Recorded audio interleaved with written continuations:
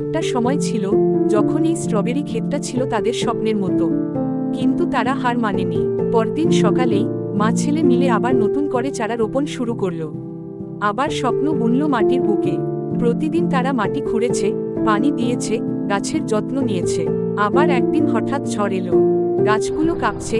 বাচ্চা বিড়ালটা ভয় পেয়ে মায়ের কাছে লুকায়, কিন্তু মা তাকে আগলে রাখে।